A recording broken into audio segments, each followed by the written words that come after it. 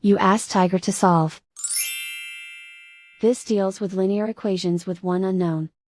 The final result is x equals 6. Let's solve it step by step. Simplify the expression. Simplify the arithmetic. Group all constants on the right side of the equation. Subtract 52 from both sides. Simplify the arithmetic.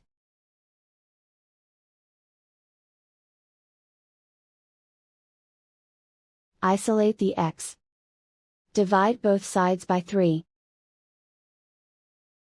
Simplify the fraction. Find the greatest common factor of the numerator and denominator. Factor out and cancel the greatest common factor. And so the final result is x equals 6.